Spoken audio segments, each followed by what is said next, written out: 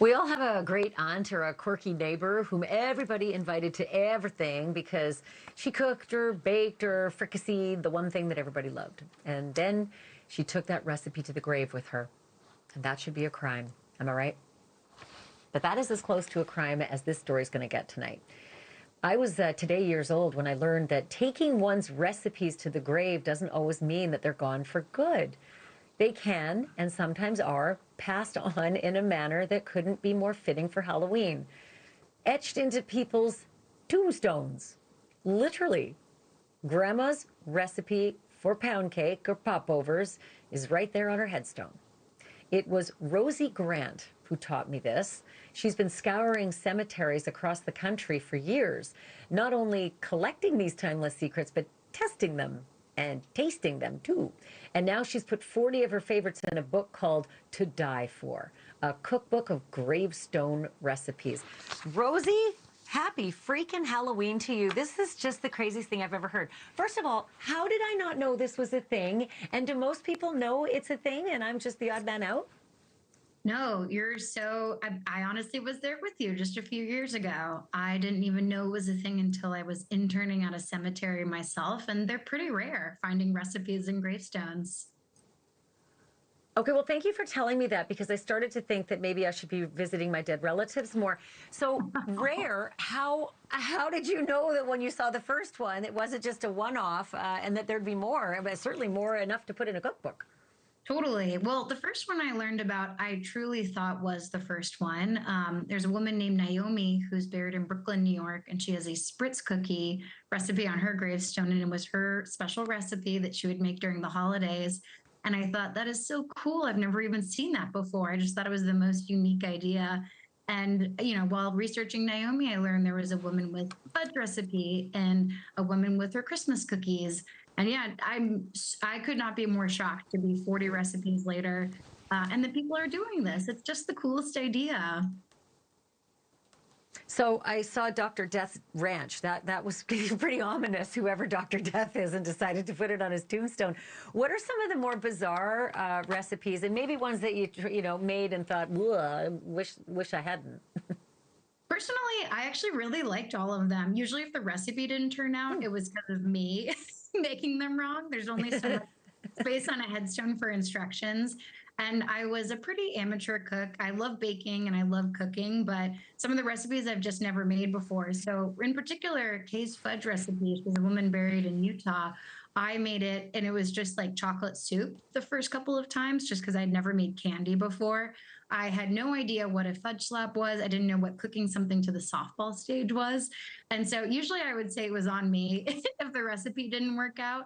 And so it's actually been working with the families that I learned of how to make the recipe correctly. And, some of these recipes, they had perfected it over the course of like 60 years. So I definitely still have a lot more work ahead of me to getting to closer to what they used to make. Well, I love the one that, is Mima's recipe. And it always brings me back to like, how many Mimas ago were they doing this? And have you been able to trace this back to whomever started it? Somebody had to be the first, right, to start the trend, if it is even a trend yet. But any idea where it started and how old these things go back? Not that old. I mean, all of these folks, for the most part, have grandkids that are still living and kids that are still remembering them and making their dishes. The oldest one is from the 1970s, which he's kind of an outlier. The average ones are from the 1990s and early 2000s. And so very recent memory. So it's a pretty new trend, if you can call it a trend.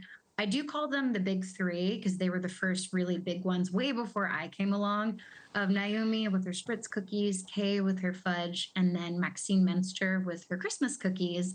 And the three of them had, decided to do this. They were really known in their families and in their communities for baking and cooking. They hosted all the holidays. And so it just seemed fitting when it came to creating their memorial marker to put their recipes onto it. And quite a lot of people had seen this. There were news articles about them. They were featured on Facebook posts. They were on the internet way before I came along. And so some of the families, as I've been interviewing them, were at some point they had seen a photo of one of these three's gravestone and were inspired to do the same. So I love it. I mean, I'm thinking that, back in the, back in the 1800s, this would have been a trend had the internet told everybody this is a trend, right? They would have all done it. But now here you are on television and it's going to go on digital. So I feel like it's just going to get traction. Is there a focus like in one particular area of the country that this happened, or is it everywhere? There's no rhyme or reason. That's such a great question. I would definitely say it's a very North American trend. Particularly North American cemeteries are very, they're very personal. Like I've traveled now to quite a few cemeteries elsewhere, and I think burial practices are changing in different places, but at least in North America, whatever's important to you can end up on your gravestone or in a cemetery.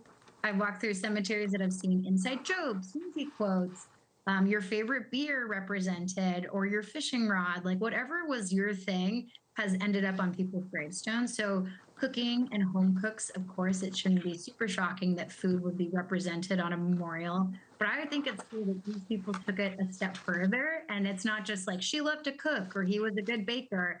It's literally the tools for people to do this themselves. And yes, to document that gravestone recipe. So I'm obsessed with this. I don't know if, outside of that, if it will continue, but we'll see. Rosie Grant, it is called To Die For, a cookbook of gravestone recipes. Happy Halloween, sister, and thank you for bringing me this story, especially tonight. Oh, happy Halloween. Thank you so much. I am personally going to try Juanita's fried tomatoes myself. Thank you for watching. Subscribe below and download our NewsNation app right now on your phone, and you will get fact-based, unbiased news for all Americans.